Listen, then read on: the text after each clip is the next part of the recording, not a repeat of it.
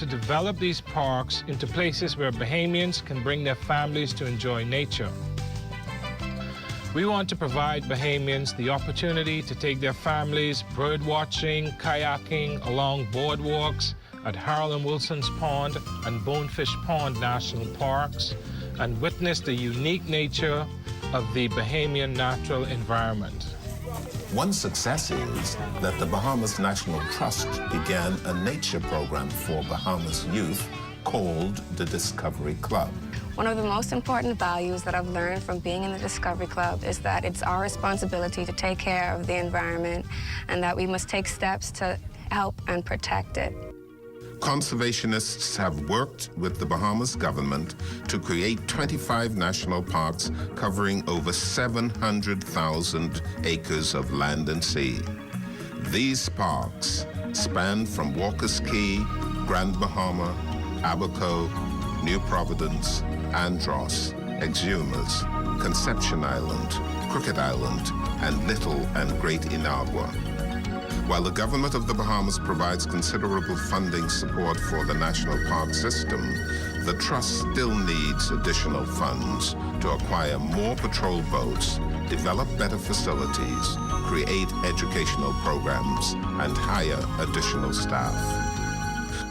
The Bahamas National Trust must depend on nations to continue protecting these national treasures. If you wish to see these pristine parks treated with the respect and protection they deserve for your children and their children, then please support the Bahamas National Trust.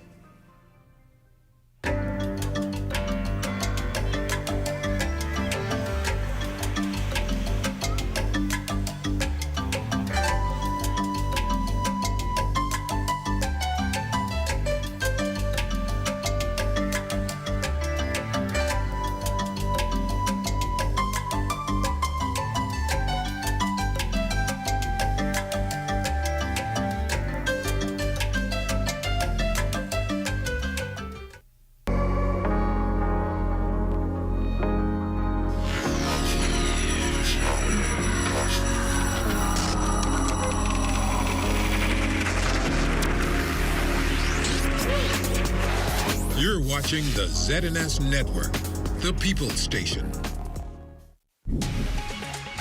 Coming up in the news, Grand Bahama's 2 senators making their inaugural contributions in the upper chamber. Condolences continue to pour in for the family of baby Bella Smith. The Bahamas Tonight, the Northern Edition, starts now. This is the Bahamas Tonight, Northern Edition.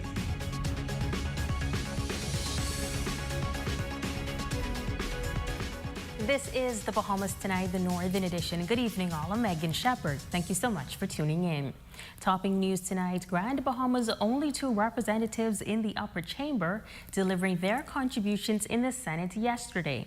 Senator James Rule Turner, noting that he is pleased with the government's blueprint for change announced during the speech from the throne, and he notes that most importantly, he's looking forward to an uptick in the local tourism sector.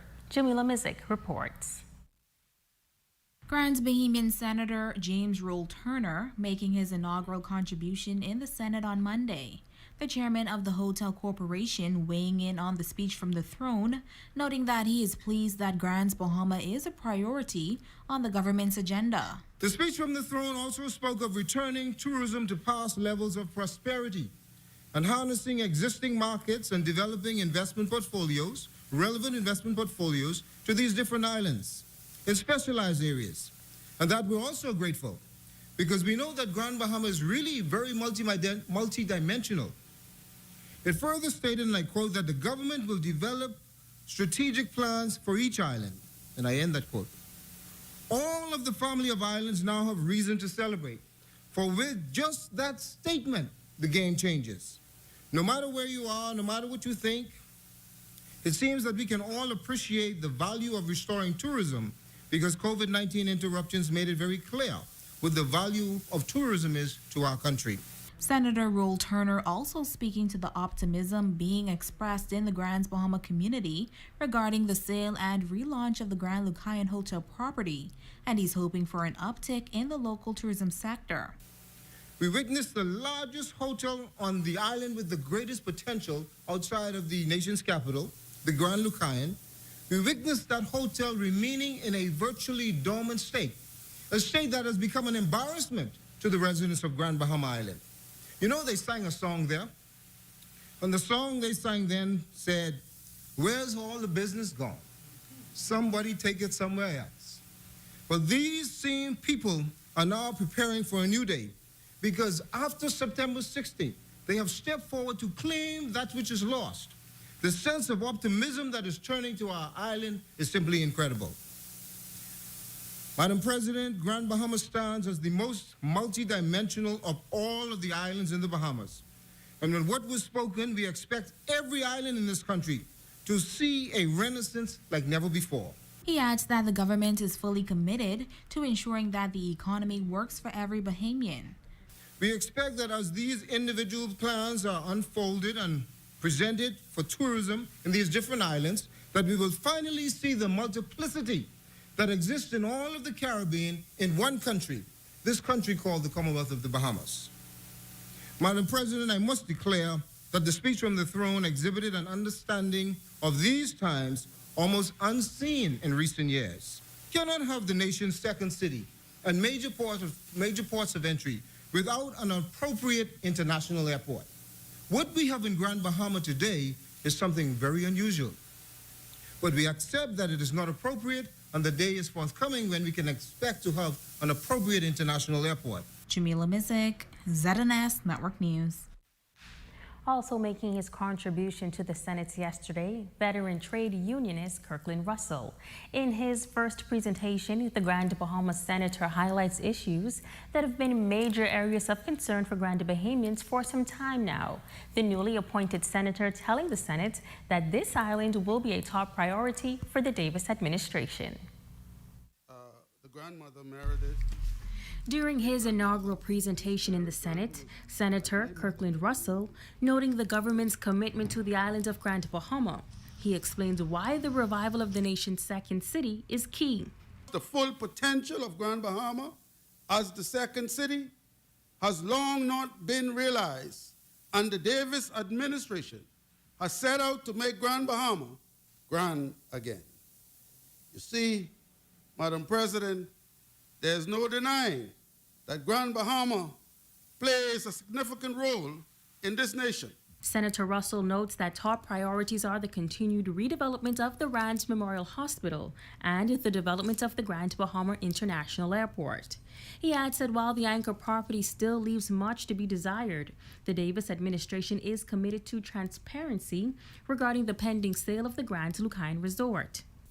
While there's no easy solution to this Lucayan debacle, the Davis administration has promised to be transparent with the Bahamian people and let them know the truth about this project and the future of the resort. That is why, Madam President, I'm happy to see in the speech from the throne that the Davis administration has committed to developing an investment portfolio for family islands to promote an investor-friendly environment with a focus on an investment portfolio for specialized industry. He adds that this government also intends to harness the power of the maritime industry. While Grand Bahama has always been known as an industrial hub and has always succeeded in that area, I believe that Grand Bahama can have the best of both worlds with its industrial side and tourism side.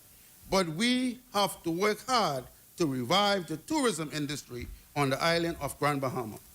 That will include rebuilding a first-class airport, improving the harbor terminal, and work feverishly to increase the island's room inventory. I will admit that we have a long way to go in re-establishing Grand Bahama as a premier tourist destination, but it is not impossible. Senator Russell also noting the high cost of electricity on the island. He says that when it comes to attracting new local and foreign direct investors, the cost of electricity is always a major concern.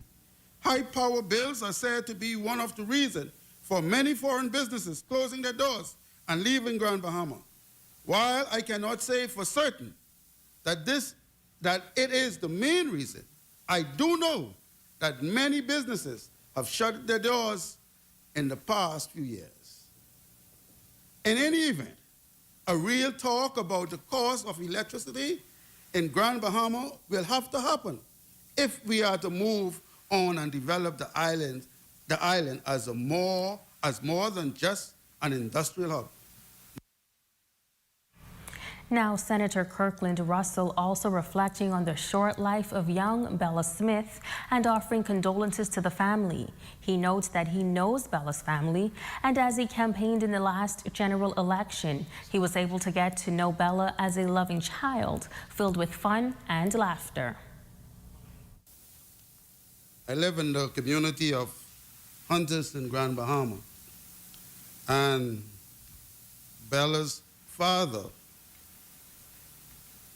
is from that community. As a matter of fact, young Mr. Smith was born the same day, a few hours just before my son, Kirkland Jr. And the mother married it, the grandmother, I don't personally know the mother. The grandmother married it, and great-grandmother, Miss Mary Grant, who was like my mother in the community, you know, they were the real caretakers for little Bella. Young Bella, grand-uncle, Warren, would from time to time bring little Bella to my constituency headquarters, where she would display her lovingness. She was the real sense, epitome of innocence. You know, she just loved everybody. She had a wonderful smile. She was just one of Grand Bahama's little angel. Russell is calling on the nation to stand up and ensure that a tragedy such as this never happens again. On behalf of my family and the entire community of hunters, I would just like to extend condolences to the family of Bella. Displayed here today by a lot of my colleagues demonstrates that little Bella, that a sword of sorrow has indeed pierced the heart of the Bahamian people. And it is my prayer that we never experience such a tragedy in this Bahama land again.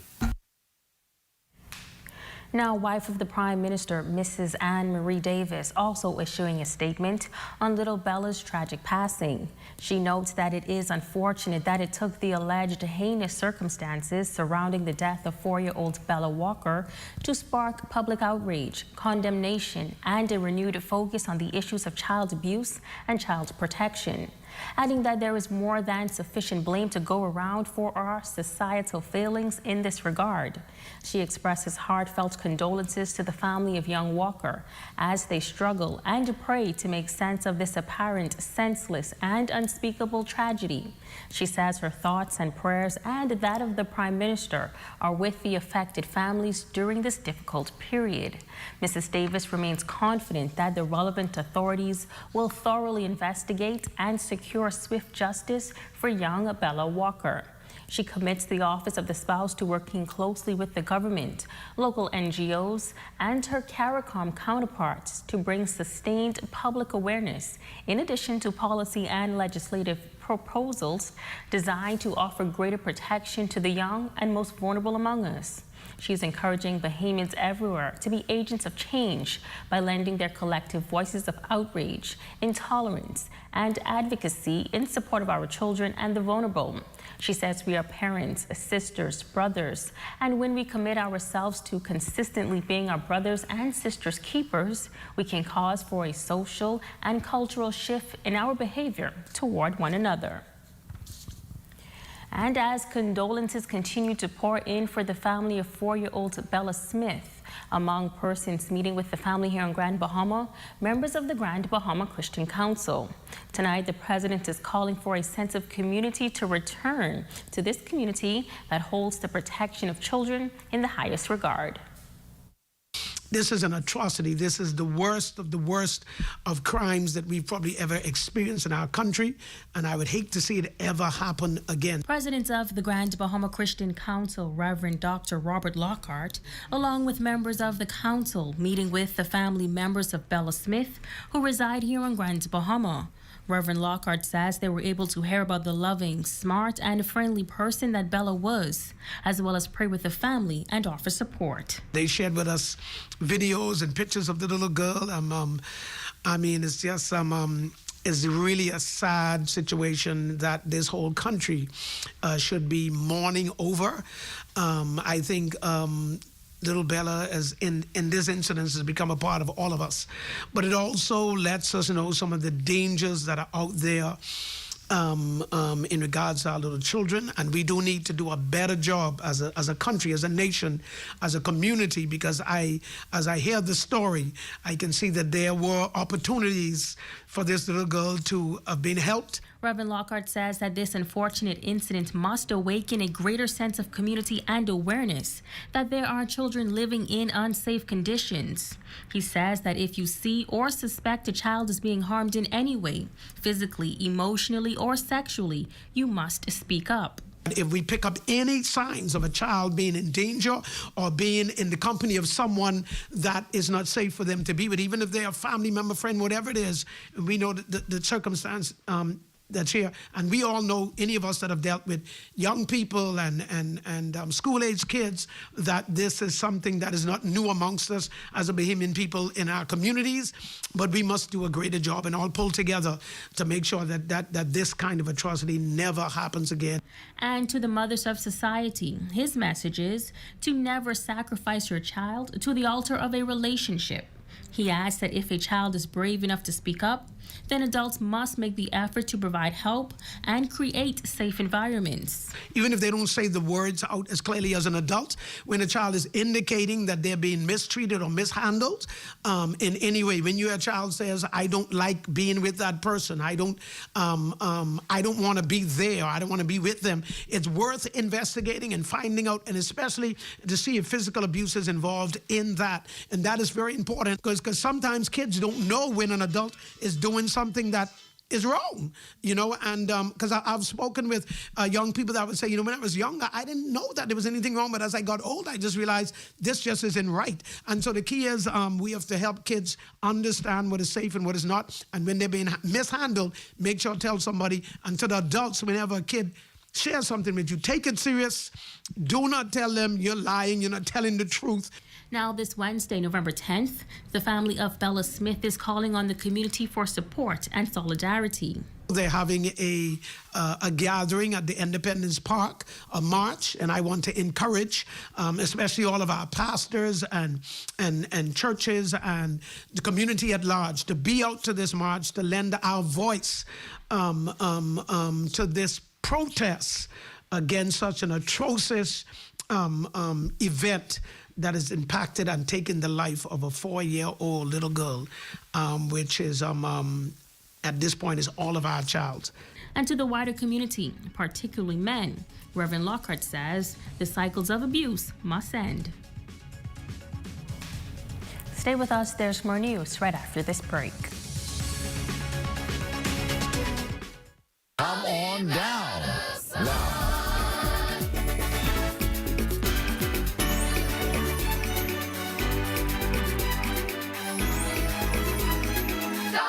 Come on down now. If you're tired of looking the same, yeah, you ain't got to complain, no.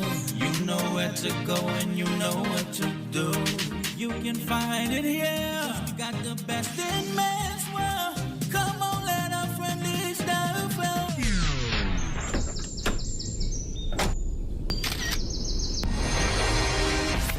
Hey, come on and shop. See what a squire man's got. Yeah, we got it all for you. Hey, come on and shop. See what a squire man's got.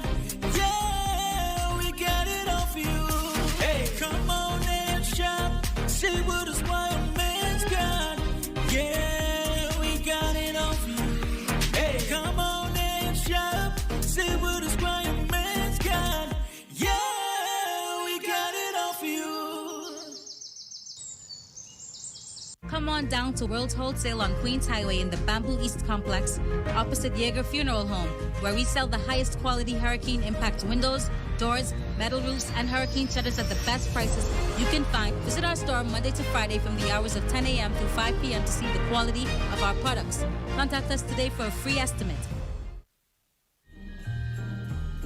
GBPA's Deck the Circles competition is back. The prizes are bigger and better than ever. Winners can receive up to $8,000 in cash. All participants are asked to apply on or before Friday, November 12th. The space is limited and circles are available on a first-come, first-served basis.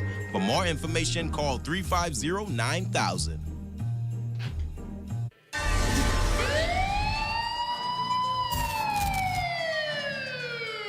Hello. I'm Constable 3399 Alexander Williams of the Royal Palms Police Force Traffic Division, Grand Bahama. Did you know that in October 2019, amendments were made to the Road Traffic Act? These amendments included such offenses as driving without having in your possession your insurance certificate, which carries a fine of $200, driving while not having in your possession your driver's license, which carries a fine of $40, driving while using an electronic communication device, which carries a fine of $500, driving while having an open alcoholic beverage, which also carries a fine of $500. Road safety is all of our responsibility. Join us as we work together to create safer communities.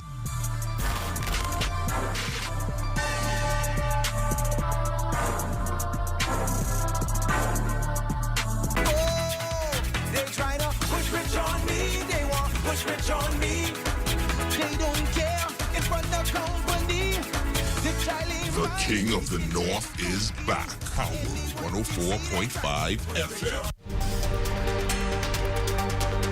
Your #1 news team covering the North. The Bahamas Tonight, Northern Edition.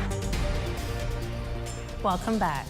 The Grand Bahama Humane Society bidding farewell to a few furry friends today through a program started years ago intended to give abandoned animals in Grand Bahama a better way of life. As Ramiko Knowles tells us, some 35 dogs were flown to the United States to be welcomed by their new owners.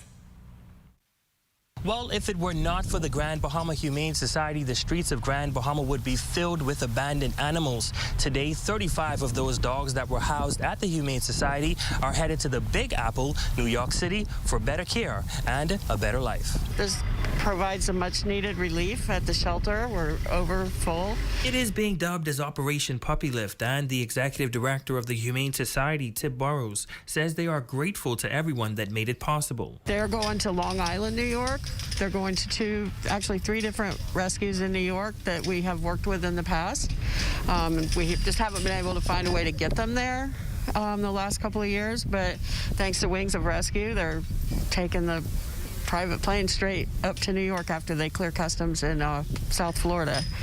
So they're going to Long Island to ARF of the Hamptons, Kent Animal Shelter, also on Long Island, and Bidewee Shelter, which is actually in New York City. From the time the dogs arrive at the Humane Society until they depart, staffers treat them with love and care. Each dog receives a name and is considered a member of their family. It's what we're all about. They can't speak for themselves. They didn't ask to be born. They didn't ask to be abandoned or dumped or mistreated or just plain unwanted. So, the Humane Society's mission is to alleviate animal suffering and, try to find as many as we can loving homes. So we just take in too many to possibly find them homes locally. So, this is a way to save lives that we couldn't otherwise save. President of the Humane Society of Grand Bahama, Joe Darville, thanking the Grand Bahama Port Authority for their assistance over the years. In addition, he also salutes the government of the Bahamas. For the first time this present year, the Bahamas government has kicked in and began to support the work that we do at the Humane Society here, similar to what they do in Nassau, which has been long, long overdue. So I appreciate that, and I want to say that has helped us tremendously in being able to carry on the work that we do. He says the Bahamas is fortunate because of the fact that people around the world love the animals that Bahamians often neglect. people love our pot cakes. I mean, they adore them, even to the extent that in Colorado, for example, in Denver, they have a pot cake celebration day every year. And now these animals that are going out today, going all the way to Long Island, New York. And so our puppies, our dogs, our pot cakes have become world famous. They are asking for continued support as they continue the work post-Dorian and during the global pandemic. Ramiko Knowles, ZNS Network News. And now our Jay Philippe has a check on sports.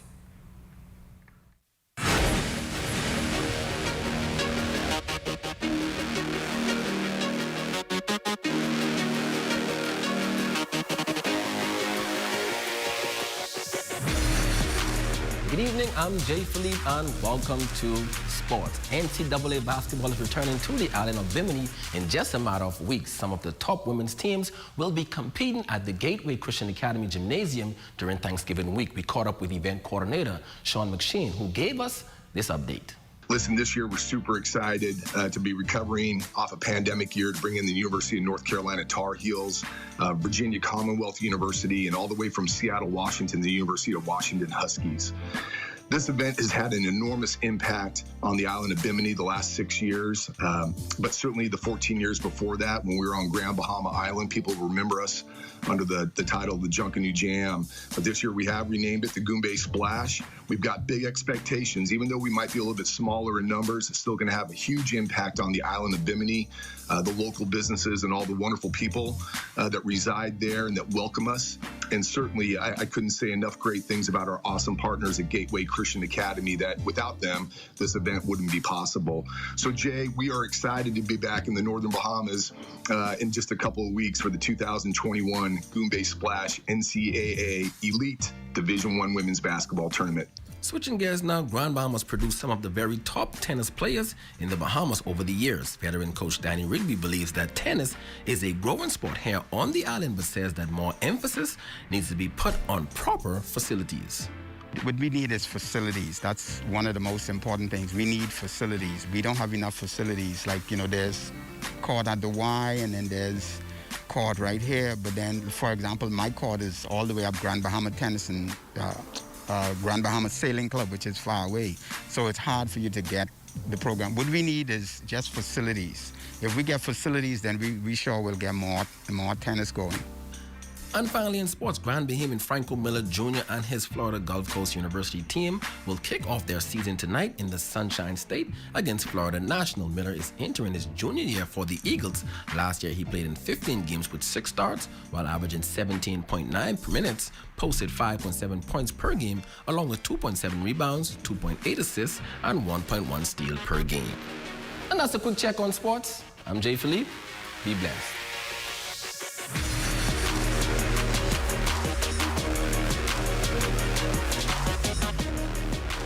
Are you looking for good vibes? In search of great food?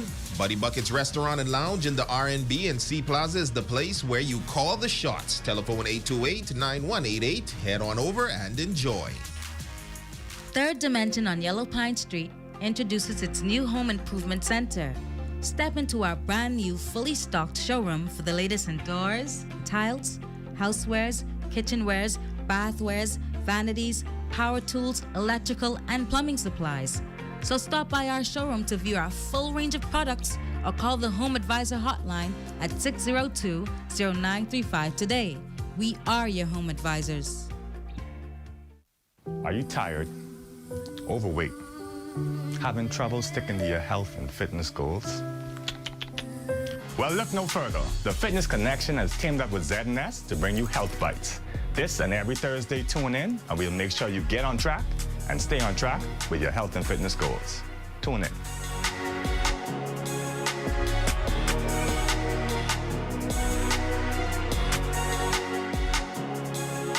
The Ministry of Health is working to ensure the safety of the Bahamian people. Help us minimize the risk that coronavirus poses to citizens, residents, and visitors by following these 5 easy steps. Step 1. Wet your hands with clean water, apply soap and lather for 20 seconds by rubbing them together. Include the top of your hands between your fingers and under your fingernails. Rinse your hands under clean water, then dry them with a paper towel or air dry them. Remember to wash your hands before and after eating, preparing a meal, changing a diaper, or caring for the sick, and always after using the bathroom, touching money, shaking hands, or taking out the trash. Step 2. Cough and sneeze in your elbow or upper sleeve, not in your hands, not in the air. Or you can cover your nose and mouth with a tissue when you cough or sneeze. Put your used tissue in the trash bin when you're finished. Remember to wash your hands with soap and clean water after you cough or sneeze. Also, remember never to spit on the ground, roads, or in open spaces. Step 3. Ensure that raw meat is properly handled and cooked thoroughly. Step 4. Avoid sharing drinking glasses, eating utensils like spoons and forks, or sharing personal items such as toothbrushes and towels. Germs can live on surfaces we touch, so wipe and disinfect surfaces where germs can live, and keep your surroundings clean. Step 5. Avoid close contact with anyone showing symptoms of respiratory illness, such as coughing or sneezing. Should you or anyone you know feel that you have been exposed to the coronavirus, contact the surveillance unit of the Ministry of Health immediately.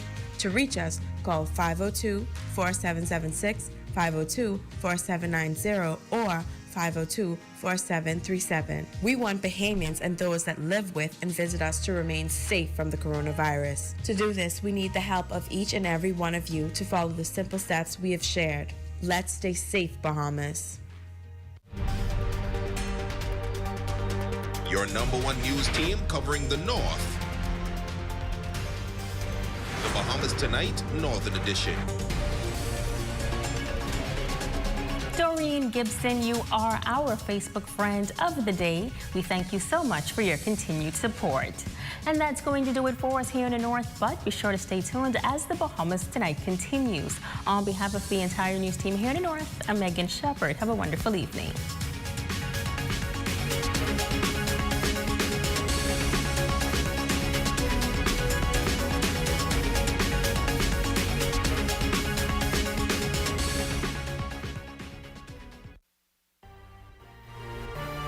Coming up in the Bahamas Tonight, the National Report, an overview of the Sex Offenders Registry.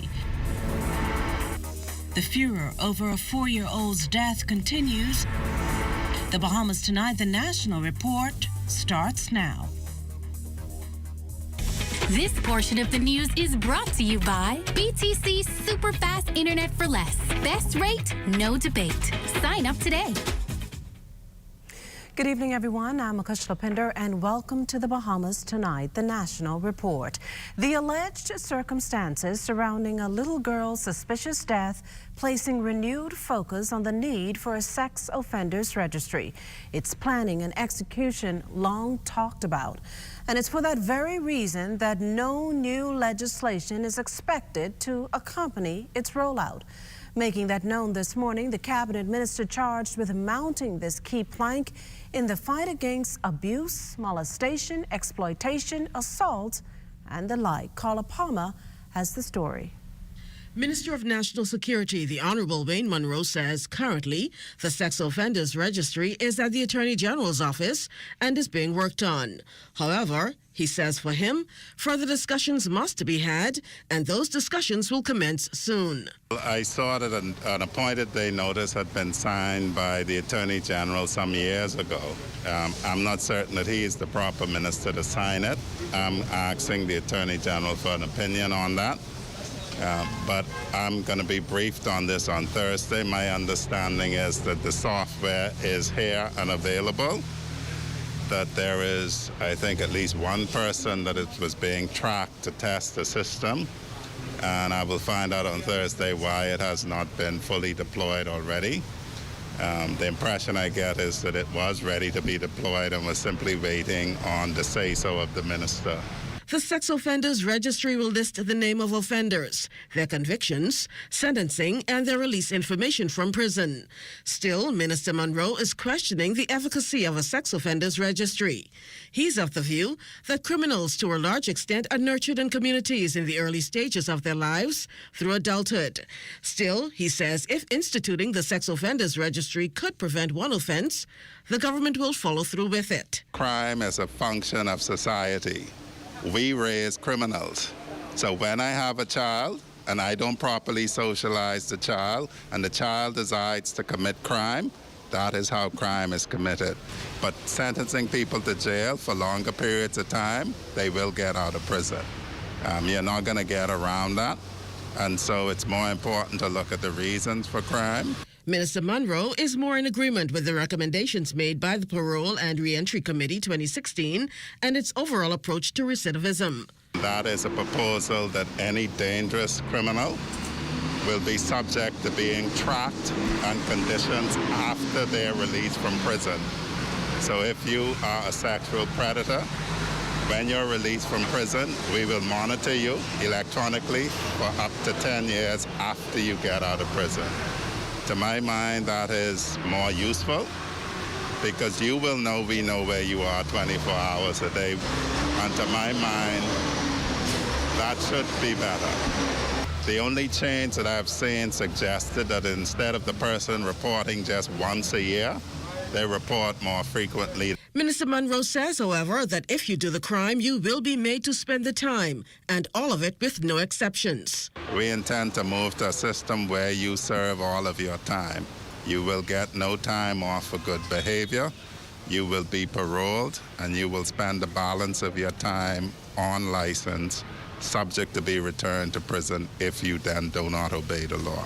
The government is hoping through initiatives like the Security and Justice Program, as well as the various community ventures mounted, to have a positive direct impact on residents toward reducing crime in the country. Carla Palmer, ZNS Network News.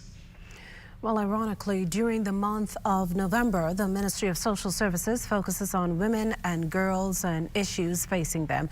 Sadly, this month began with tragic death of young Bella, allegedly the victim of a fatal assault, highlighting ongoing issues of abuse and how to detect and put a stop to it. Minister of State for Social Services, the Honorable Lisa Raming. This month is a special month for women. This is the month that we celebrate women, girl, child, and so we're looking forward soon. We'll be on our campaign, out in the public, giving out information, providing it to the wider public so that they can know who can I go to when I want to report this matter. What can I do? Meantime, senators paid tribute to the young victim. Senator Kirkland Russell knew the young girl and her family. Bella lived in the Hunters community, a part of the Central Grand Bahama constituency he contested in the recent elections. Bella grand-uncle, Warren, would from time to time bring little Bella to my constituency headquarters where she would display her lovingness. She was the real sense, epitome of innocence. You know, she just loved everybody. She had a wonderful smile. She was just one of Grand Bahama's little angel. The sword of sorrow has indeed pierced the heart of the Bahamian people. And it is my prayer that we never experience such a tragedy in this Bahama land again. I want to acknowledge the women and girls who are victims of domestic violence, who are simply statistics instead of vibrant, beautiful girls full of potential. For far too long, these Bahamian women and girls have just been numbers. We must say, never again. We as a government, we as a society must commit and recommit ourselves to doing all that is humanly possible to ensure that there is not another baby Bella tragedy. We must remember the old adage, it takes a village to raise a child. And sometimes it requires that village to get in other people's business. Be a nosy neighbor. Call the police every time. Call child protection. Call anyone. But whatever you do not sit idly by. My heart is overwhelmed by the headlines in today's dailies, Madam President, and everyone who knows me knows how impassioned I can get when it comes to children. So in order to avoid losing my composure, I will simply say, may Bella's soul and those of all other children rest in peace. Well, the Bahamas Christian Council today adding its voice to the continued outrage, shock and sadness following the death of 4-year-old Bella this past week. Preliminary reports are that the youngster was brought to the Princess Margaret Hospital unresponsive soon after she died. Police are relying on an autopsy report to determine the exact cause of death. In the wake of the Friday night incident, the Christian Council is calling for a greater national initiative to ensure the safety and protection of children. The council, in a release, condemned the alleged act purported to have been inflicted on the child as not only vicious and diabolical, while the perpetrator, if convicted, faced the most severe punishment from the courts. The release goes further to urge the community to create stronger safety nets that ensure the innocence and lives of our children are protected, adding that the time has come for the country to return to a period where we served as surrogates and custodians of each other's children if parents have to work or face an emergency. The council also admonishes the public that if they sense or see any signs of abuse, especially against children, to alert the authorities. Meantime, condolences were offered up to the family of the child and prayers for the covering of the families of all children abused or neglected. Now, at last report, a couple had been arrested in connection with little Bella's death. We're also hearing from Rise Bahamas, an organization that's been at the fore of the full implementation of Marco's Law, legislation mandating a missing child alert and registry for convicted sex offenders. Rise is now demanding better ways to prevent, detect, and punish crimes against children, citing that for many years the Bahamas Crisis Center has been calling for the establishment of separate family and sexual offenses courts to no avail. Rise reasons that at least one court needs to be established immediately to deal with such issues expeditiously, adding that social development agencies and civil society groups that help fill the gaps need to be an integral part of informing new legislation and initiatives. This, it says, is the only way to ensure efforts are not duplicated. Well, a fight between two students leaves one wounded and another in the hands of the police. The incident reportedly taking place afternoon today at a school on Zion Boulevard. According to authorities, one of the students stabbed the other in his chest with a knife. The wounded boy was rushed to hospital, where at last report he was listed in critical but stable condition. As for the other juvenile, he was taken into custody and is assisting police with their investigations into the matter. And remember to tune in to the morning edition with LaDawn Davis and Charles Fisher at 7 o'clock weekday mornings. We also have news updates at every hour starting at 2 p.m. You can then watch the Bahamas Tonight, the Northern Edition, at 6:30 and the National Report live at 7 p.m. All right here on the ZNS Network. This portion of the news was brought to you by Sun Oil Limited Shell, fueling journeys that matter. You have enough things to worry about. Living in a world that can seem opposite of the things you are trying to accomplish. I can need a little help with this. We're here to let you know that you don't have to go at it alone.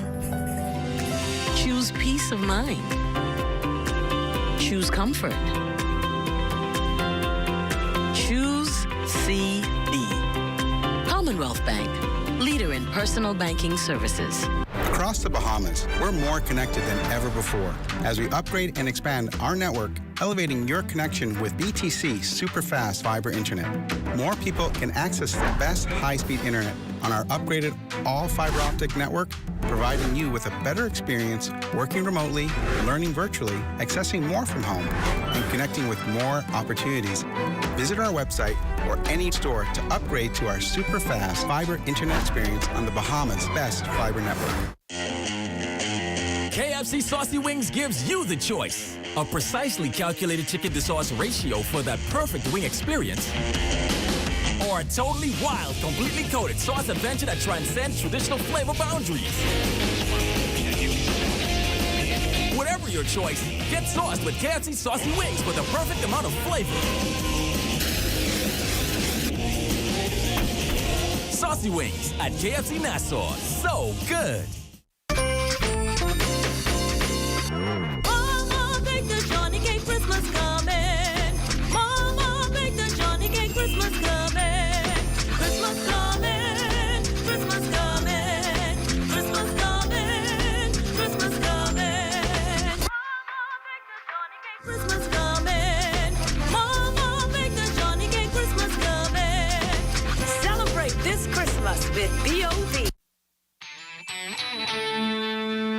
This portion of the news was brought to you by McDonald's. McDonald's, I'm loving it. Tourism officials have been saying it now for months. Containing COVID cases is key to keeping the economy moving and welcoming visitors to the country.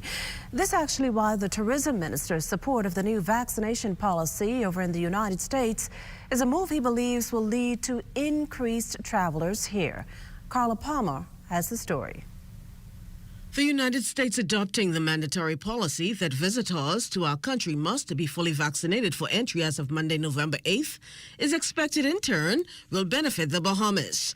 At least that's what Deputy Prime Minister and Minister of Tourism, the Honorable Chester Cooper, says. As a result of it coming and Bahamians being aware that it was coming, we saw an uptick in terms of vaccinations. So many persons who were hesitant ordinarily, who like to travel to Florida, considered it as a last-ditch effort to get vaccinated, to be able to travel to Florida. DPM Cooper says in addition to people further protecting possibly their lives from COVID by becoming vaccinated, also bodes well for our tourism economy. The uptick in vaccination to the tune of almost 150,000 persons fully vaccinated is good for tourism because our research shows that our tourists prefer destinations where there's a high vaccination level. So this is positive all around for us. It's positive for tourism.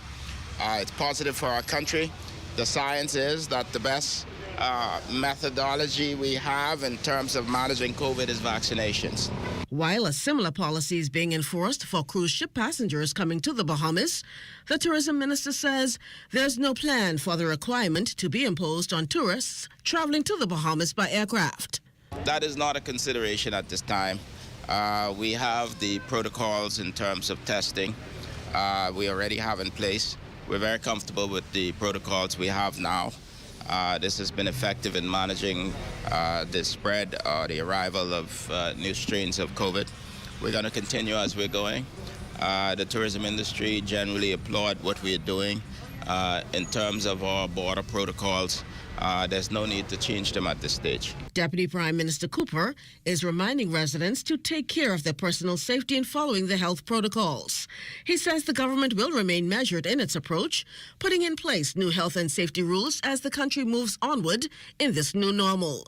Carla Palmer, ZNS Network News. Well, it's now time to take a look at the latest numbers. We can tell you there are 12 new COVID infections on record. The November 8th dashboard indicating that 9 of those cases are on New Providence, 2 on Grand Bahama, and 1 on Eleuthera. Overall, that's 22,544 COVID cases. We're at 54 hospitalizations, 12 of the sick on the intensive care unit. 15 people recovered from COVID on Monday. Meantime, of the 681 RT-PCR tests completed yesterday, 4 were repeats. Now, while the number of positive COVID cases are decreasing, the health minister says the key focus now is managing the pandemic and the economy simultaneously. I think thus far we're doing a relatively good job, but with that being said, we cannot take things for granted. There's always the possibility of a fourth wave around the corner, and in my job as the Minister of Health and Wellness is to ensure that we prepare the country for the possibility of a fourth wave. But we are pleased, and Bahamians are going back to work. Bahamians are now being able to take care of their own financial commitments, and that is the good news for the Bahamas at this time. Just look downtown, look at the tourists. They're here, they're complying with our health rules. All of them are vaccinated, and they need to have rapid antigen tests at least to actually come ashore. While relaxing COVID-19 restrictions here in the country does not mean the government will be lax in its judgment and decision-making processes. That from the health minister, the Honorable Dr. Michael Darville, who this morning told reporters that an application has been made for a traveling amusement park, the Carnival, to return to the Bahamas next month. This after having to forego their time here last year due to COVID. Darville says as far as he knows, no definitive confirmation has been made to that request. We are aware that the Carnival has made a request to come into the country. We in the Ministry of Health need to look at whether or not it's feasible at this particular time and where we are with the pandemic. We're watching our numbers. Things are looking good for us at this time, but we need to be vigilant because the possibility of the numbers going up exists. And so, yes, they have applied, and we're looking to see whether or not it's feasible for them to come in at this particular time. Enacted back in 2017, very little has been said about the Freedom of Information Act since the appointment of its first commissioner and deputy commissioner this past May.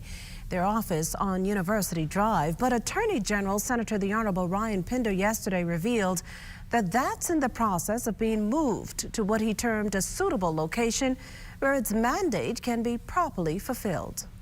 Madam President, this seems like a minor step, but if you would see the location in which they are trying to operate, there's no way anything can be accomplished in those types of facilities. As part of the implementation process, 10 entities, government agencies, have been identified as part of a pilot program of the rollout of the Freedom of Information. Madam President, we are committed to implementing this as an example of transparency and good governance, consistent with the charge given in the speech from the throne.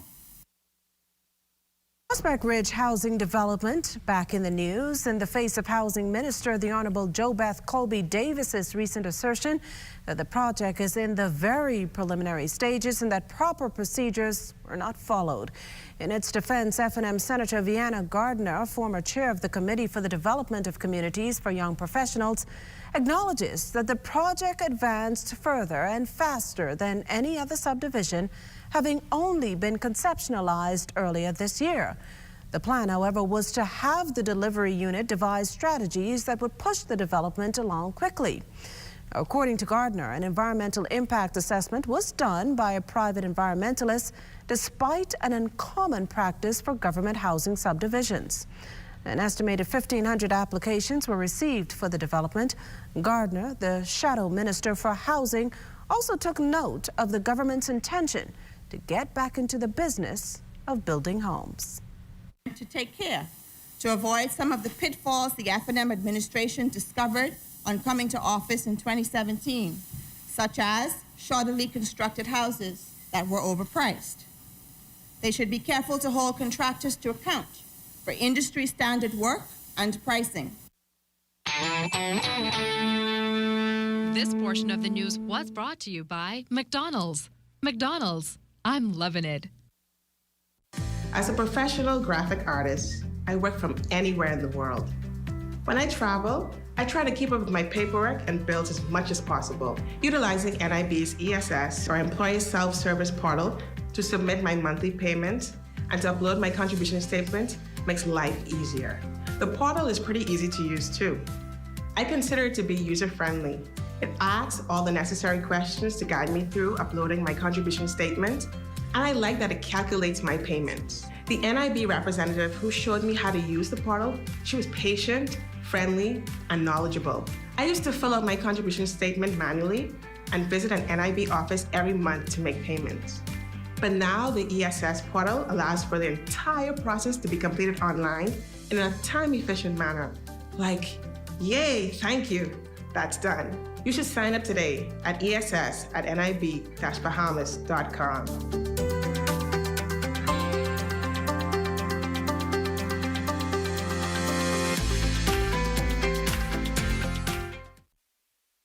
COVID-19 attacked our personal and national psyche. We fought back. We adjusted our consciousness so that we could wrap our minds around the impossible and unbelievable things we were going through. But guess what? Nobody escaped. That means there was nobody who was too pretty, too cute, too important, too holy, or too rich to escape the mental trauma and battering of COVID-19. We can allow COVID-19 to destroy us or defeat us, or we can make a decision right now to act in a manner that supports wellness for ourselves and for the nation. So let's act to restore and sustain our personal sense of well-being and our national mental health status. We're all involved. It's that important.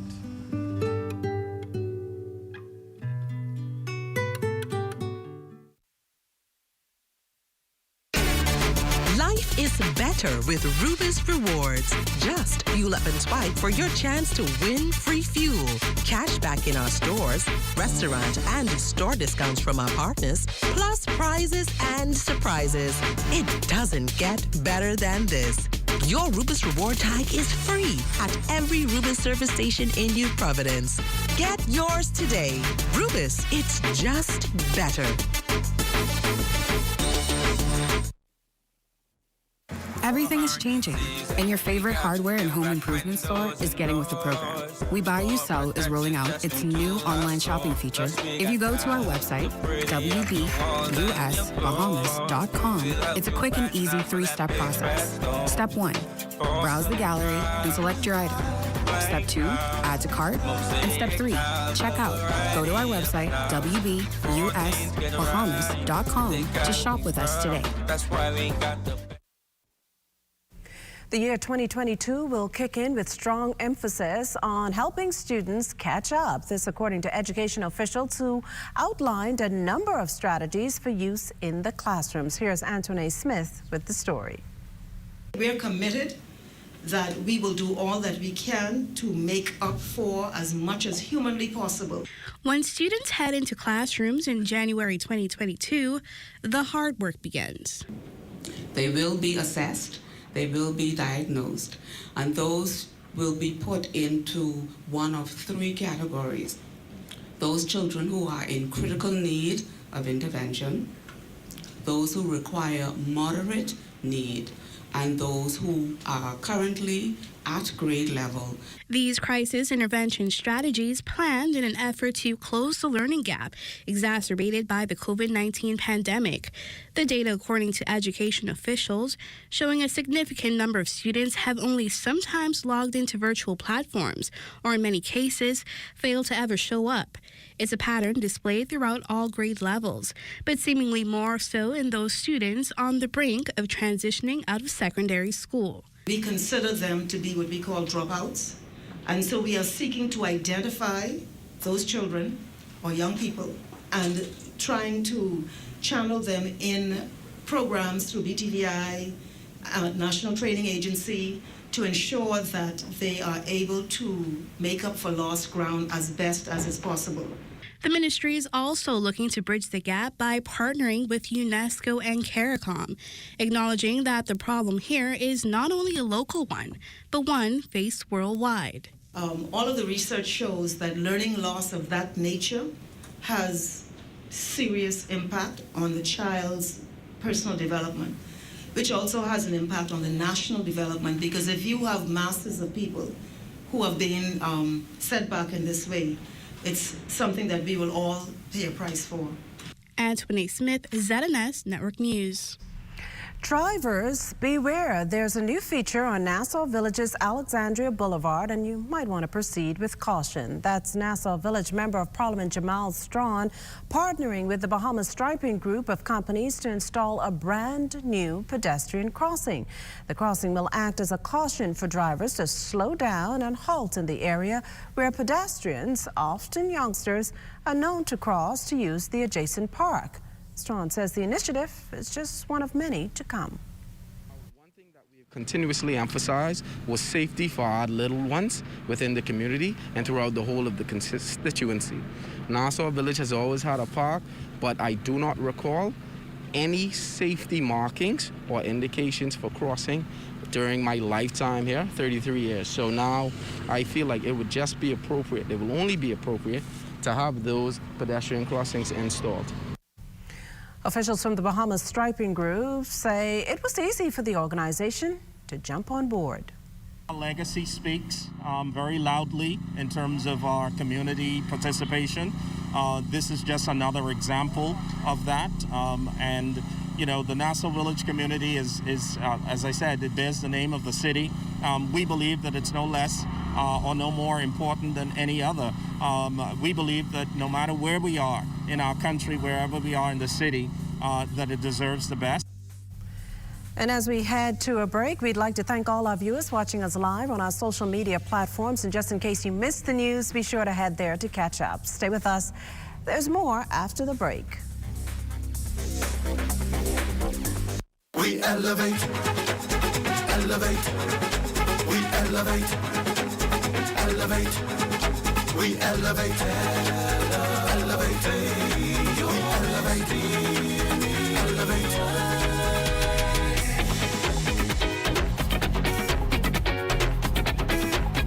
I'm Corval Piper. Newly named Minister of Youth, Sports and Culture, Mario Bolag, himself a legendary basketball coach here in the Bahamas, was among those on hand recently to celebrate Olympic gold medalist Stephen Gardner joining BTC as our newest brand ambassador. I'm honored to stand before you as the newest elected Minister of Youth, Sports and Culture, who is given an opportunity to witness this very generous gesture being extended to one of our finest athletes, Mr. Stephen Gardner. The exemplary record corporate citizenry established by BTC over the years should not go unnoticed. Not only is this company a giant in the telecommunications industry, the high-speed connection within in the community, cultural sporting events throughout the country places them gigabytes ahead of other competitions in this field. Your support of sporting events such as the Carifta Games, World Relays, and of course our athletes are of particular note and indeed very much appreciated. It is through partnerships and donations such as yours which have created opportunities for our athletes and the country to shine above the rest. Stephen Gardner, the Wonder Boy, as he is often referred to, is from a small island community, Moores Island in Abaco.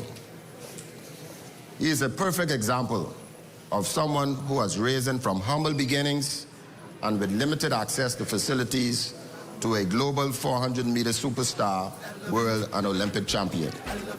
I wish you a healthy, record-breaking season. All the best. Thank you all. Well, it's a new day for us here at BTC too, Minister. And with Stephen Speedy Gardner on board, things are starting to move a whole lot faster.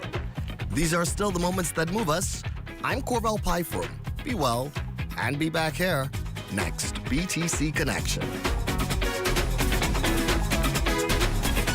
Having a policy with Bahama Health is more than just health insurance. It's about feeling good knowing that your health and wellness is covered. It's about the confidence you feel knowing that your card is accepted by over 50 pharmacies and 400 local doctors.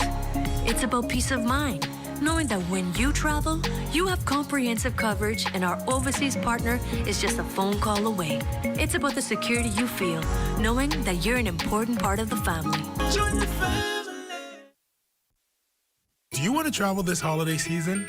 Don't want to miss out on those blockbuster deals? Well, have you gotten your COVID-19 vaccine yet? Time is running out to travel for the holidays, and the Johnson & Johnson vaccine may be just what you need. It's one and done. Just one jab of this vaccine, and 2 weeks later, you're fully vaccinated and ready to shop. Protect yourself and your loved ones this holiday season. Schedule your vaccine appointment now. When you want to save money on your tile supplies, who you gonna call? The Tile King. When you tile your house and you want to look good, who you gonna call? The Tile King. Visit the new Tile King showroom, which is internationally recognized as the finest tile showroom in the Caribbean, located in the Builders Mall on Wolf Road. The Tile King. Who you gonna call? The Tile King. Tiles on everything.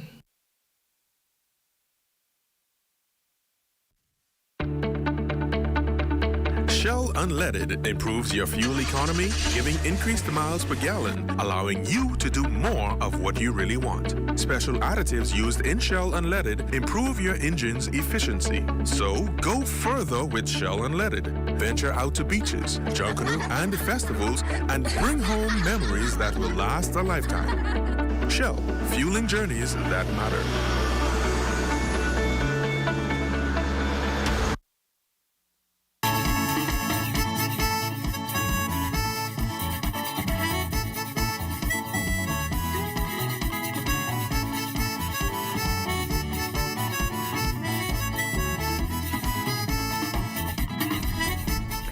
Long Island stakeholders to come together this Thursday for that island's 7th annual Business Outlook. The one-day summit adopts the theme the Multi-Island Series has pushed it this year, and that's facing unprecedented times, recover, adapt, and advance. Delivering the keynote address will be Minister for Economic Affairs, Senator the Honorable Michael Halkitis. Well, it's time now for a check on Family Island weather with Chief Meteorologist Basil Dean. Good evening, Basil. Good evening, Makishla. Outside of our studios, we are under near clear skies. Temperature 79 degrees, relative humidity at 60%. The winds are east-northeast at 8 miles per hour. The barometric pressure 1,018.4 millibars. That is 30.07 inches, and the pressure is steady. Temperatures around the islands this evening, they are brought to you by Family Guardian Insurance Company. We're protecting you. 75 degrees in Freeport, Grand Bahama, Green Toll Key, and Marsh Harbor in Abaco. The Berry Islands at 76 degrees.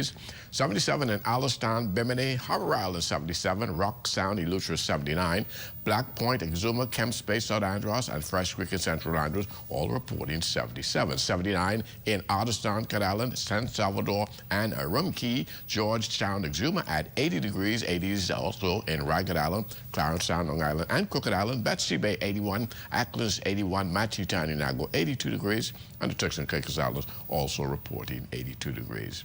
And your boating forecast tonight is brought to you by Builders Mall, home of FYP, the Tile King, and the Paint Setter. For all areas tonight, northeast winds, speeds around 15 to 20 knots, wave heights 4 to 7 feet, so caution flags are up throughout the islands. High tide takes place at 11:39 tonight.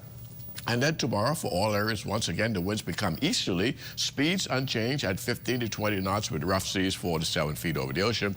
Low tide 5:44 in the morning, high tide at 12:12 in the afternoon. Now, as we take you into Thursday in the northwestern islands, the winds will continue to rotate clockwise, becoming east to southeast, falling off just a tad to about 12 to 18 knots. Wave heights down 3 to 6 feet, but we'll keep the caution flags up. Low tide 6:53 in the morning, high tide at 1:17 in the afternoon.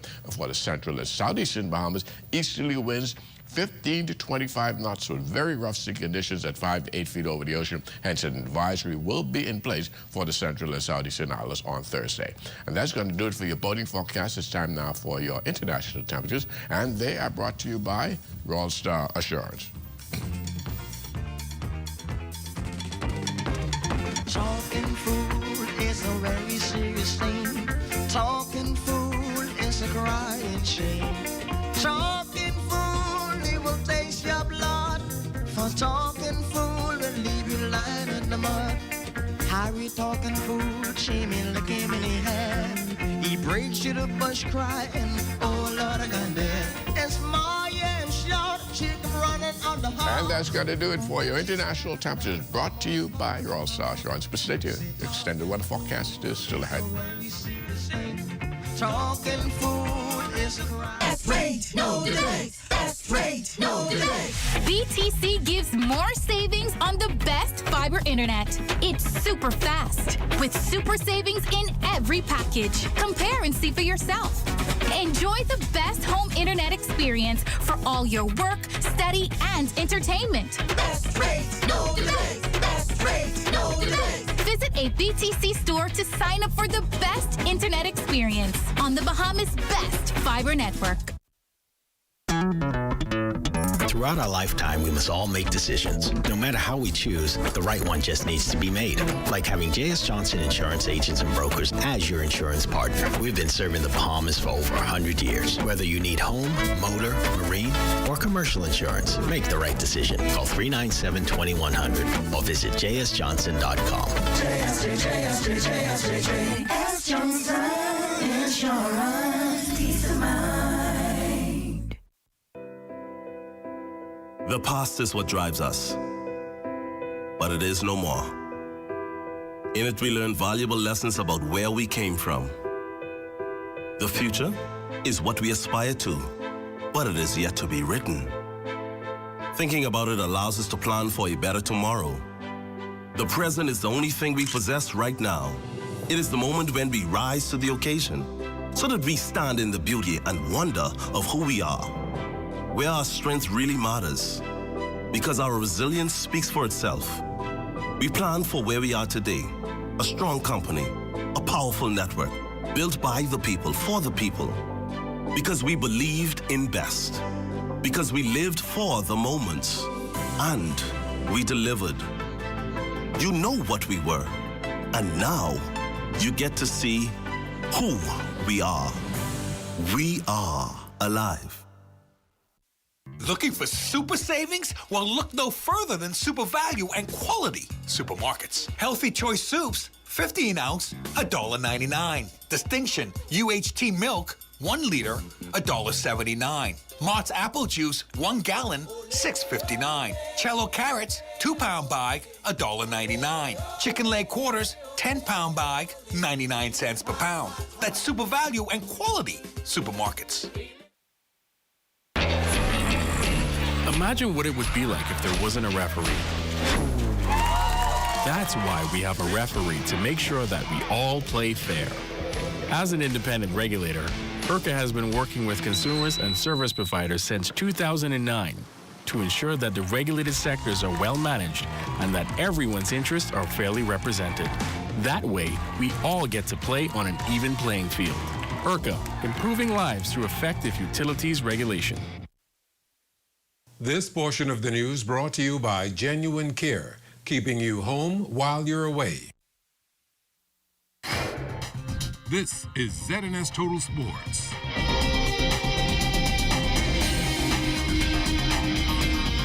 Well, the countdown is on to the Potke Golf Tournament. The Ministries of Youth, Sports and Culture, along with the Agriculture, partnered with the Bahamas Alliance for Animal Rights and Kindness, or BARC, to launch the event.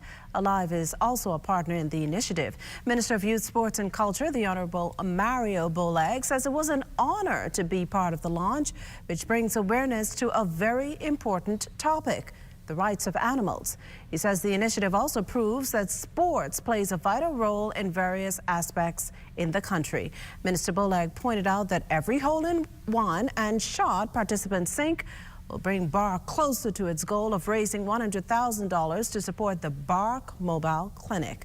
BARC will be going into the communities where they'll be able to operate 5 days a week, performing as many as 5,000 spay and neutering surgeries a year where needed. This is ZNS Total Sports. Do you want to travel this holiday season? Don't want to miss out on those blockbuster deals? Well, have you gotten your COVID-19 vaccine yet? Time is running out to travel for the holidays, and the Johnson & Johnson vaccine may be just what you need. It's one and done. Just one jab of this vaccine, and 2 weeks later, you're fully vaccinated and ready to shop. Protect yourself and your loved ones this holiday season. Schedule your vaccine appointment now. Here are your COVID-19 isolation tips. Protecting others while in quarantine or self-isolation. While in quarantine or self-isolation, use safety measures to protect yourself and community from spreading COVID-19. Being in quarantine or self-isolation can make you feel anxious or stressed. Ensure that you take care of your emotions. Physical distancing does not mean socially disconnected. Stay connected with family and friends digitally. Keep a daily routine. Exercise daily, get rest, eat healthy, engage in activities, avoid unhealthy behaviors, and seek information from credible sources. You are not alone.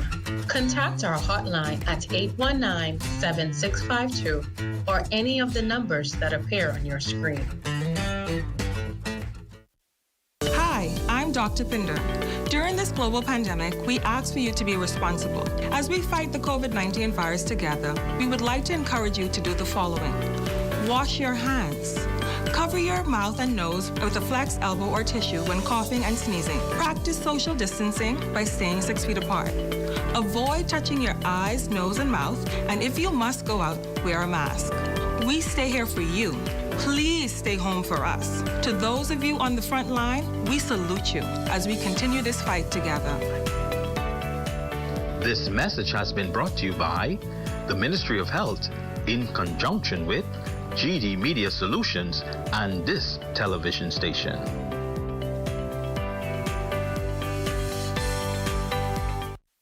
Did you know that there are over 30,000 Bahamians with diabetes and another 23,000 with prediabetes? Each year, this number is expected to increase. Many people who have diabetes are unaware.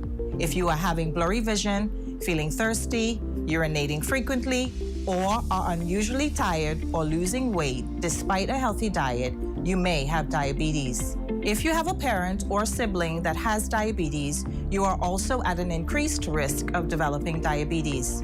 If you have noticed any of these symptoms, it is important to see your doctor, who will perform the necessary tests to confirm the diagnosis. Together, we can beat diabetes.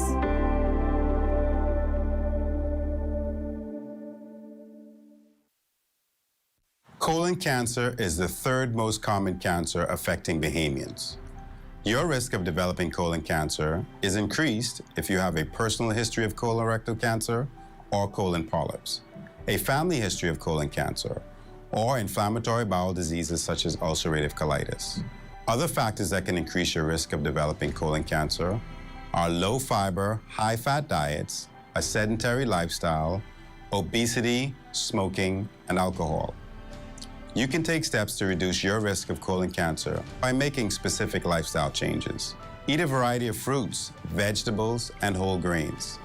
These foods contain fiber, minerals, vitamins, and antioxidants, which may play a role in cancer prevention. Drink alcohol in moderation or not at all. Do not smoke. Exercise with a goal of getting in at least 30 minutes each day. If you've been inactive, start slowly and gradually build up to 30 minutes.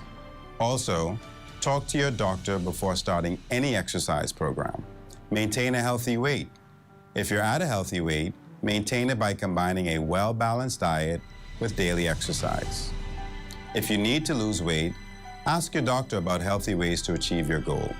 Colon cancer screening can also help to prevent colon cancer or lead to its early detection when treatment is most effective.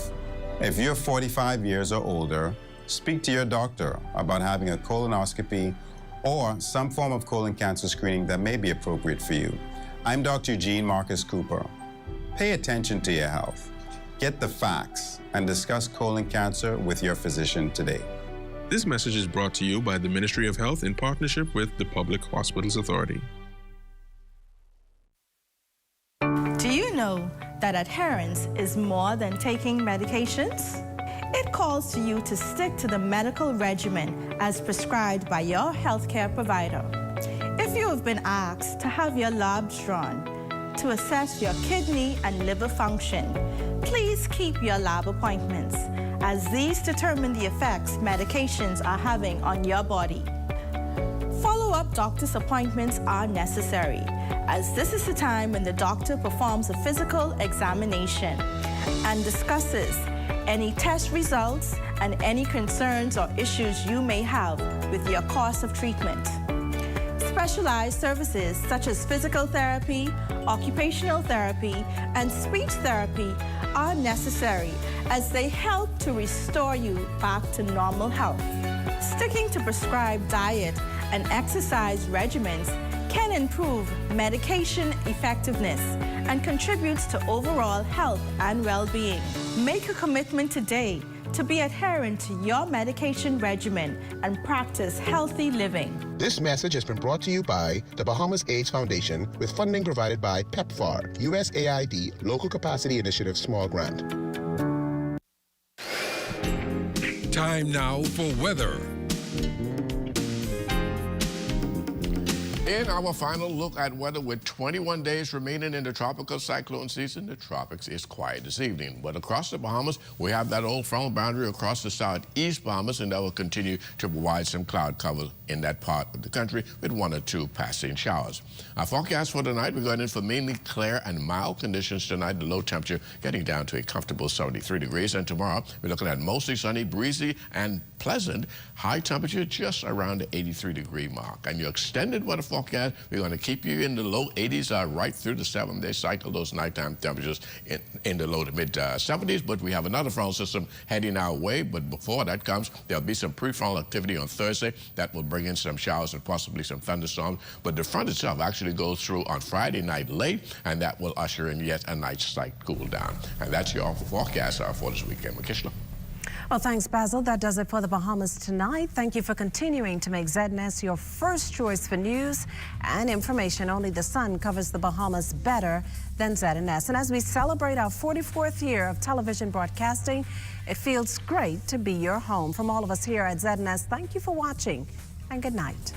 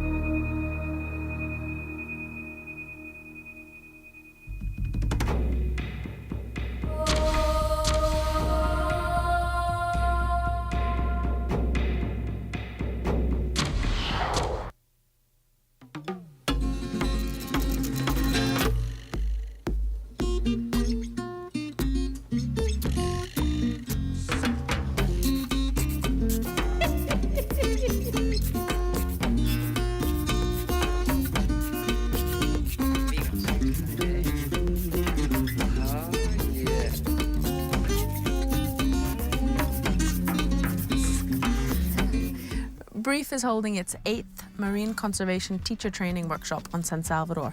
We have 26 teachers from Bahamian private and public schools throughout the Bahamas from both the primary and secondary level who are here to experience the marine environment. The participants in our workshop are learning about the Bahamian marine environment. They're learning about the habitats in our ocean, about how humans are impacting them, and about what we can do to conserve what we have. Often teachers complain that there isn't sufficient resource information for them available on the area of ecology.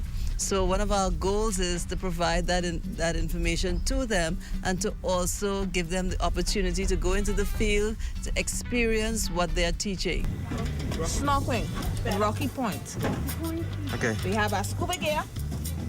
No, I need something there. We're going down to the seabed, man. We have a scuba gear, and most of us can't swim, so we're really going down there, and we're going to try our hands at snorkeling and having a good time. All of these ladies are teachers, and none of them can't swim. Wish us good luck. Bye. Can you swim? No. The most enlightening experience that I had on this trip is when I went snorkeling. And the reason why I chose that is because I'm a science teacher and I learn a lot from books, but I didn't have that hands-on experience. And when I went inside the water and I was able to actually see all the things that I learned, it was a pleasurable experience. Hey, I saw a juvenile with the yellow tail and the other part. Just born. Did you really? Yeah, right here. I ain't getting out there. I can see the fish there right here. My knowledge is being expanded, and with my knowledge being expanded, I'm now able to expand their knowledge of what I have learned. The teachers are really excited. Most of them are very happy that they took the opportunity to participate in the workshop. They're saying that they've received a lot of materials that they can use in their classroom, lots of activities for the kids that will help them to transmit and disseminate the information that they've learned about the marine ecosystems. Well, in my classroom now, it has changed me a lot because I always wanted to carry my students into the water, but I was not 100% certain of it. But now that I feel more confident, I've already started formulating ideas in my mind how I'm going to carry my students on field trips, actually snorkeling. Today we are going to the mangroves, so that'll be something nice where we can take our kids when we get back home, so they can see these things firsthand and not just read about them in books, but they'll have firsthand experience in seeing these things up front. Participants at the workshop had the opportunity to visit a mangrove creek. These are areas that are often considered wastelands places where people dump garbage. And really, most people don't realize the value that mangrove creeks have, both to protecting our fisheries resources and protecting our lives on land. So we've come here to look at sponges. We support to Inquest, the principal of the United States. He gave us a sponging presentation yesterday, so he's going to show us the sponges today, and also to identify the different types of mangroves. This morning we came into the Pigeon Creek area to observe the grass sponges that are growing naturally within this area. We were able to see the sponges growing in the natural habitat, identify them. It's a dry sponge that's been sitting on the shore. This is the entrance to the Mangrove Creek, Pigeon Creek that he was talking about last night. And so this is the mouth of the creek when it goes all the way up the area that we came from. All of this is connected. And so what we're going to do is we want to get in and do some snorkeling and see if we can identify some of the fish. A gray snapper. I was all the way out there and I saw a gray snapper. I saw a sergeant major and a grunt. They have the yellow horse, and maybe a juvenile barracuda. We were able to see also a juvenile conch this morning, and later on in the week the teachers will have an opportunity to see conch in their natural bedding tomorrow. We're focusing many of our activities on commercially important species. Two species of particular interest to Brief are the Nassau grouper and the queen conch. These are species that are important culturally to the Bahamas, and they're both species that are endangered. So today's activities were focused on understanding the fisheries regulations that pertain to conch, as well as understanding the habitat that conch need to survive, and being able to identify the difference between adult and juvenile conch. Okay. In today's class, we learned about conch is that you have the male and the female.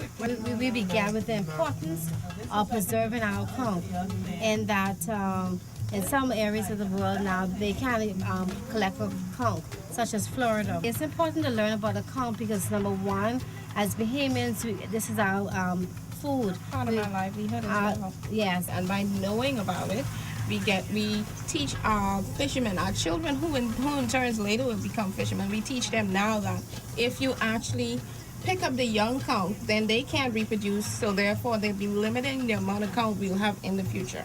So therefore it's important for them to know that it takes a period of 3 to 3.5 years for the conch to reach its sexual maturity. So if you take it before that time, then chances are they won't themselves have been, to reproduce. Yes. So that would actually limit the number of conch that we will have in the future. What we are doing this afternoon is we're going to do a field activity in the water surveying conch. And I know that just now you came and you surveyed conch, dead conch from conch middens outside. But we're actually going to go in the water and see if we can find some live conch. We're looking again for juvenile conch and adult conch. It used to be a common thing just to be able to walk out from any island and in water that was this deep, find big adult conch to fill up your bucket. Well, Turco was talking about it, about going out into Pigeon Creek and just being able to walk in water that's knee-deep and find lots of conch. That's not the case in most of the Bahamas anymore. So what we're going to do is we're going to try to come up with an estimate of the number of conch, the density of conch right along this area. So we're gonna go now into the water and we're gonna decide how far we're gonna go. And then we're gonna start surveying our area to see what type of conch we have in that particular area. One live conch, juvenile.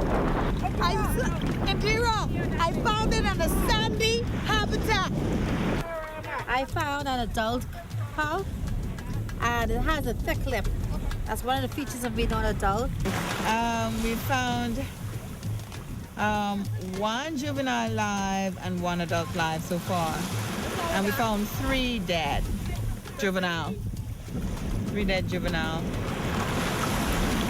So that's interesting. Only 2 live and 3 dead. And all of them in the sandy area.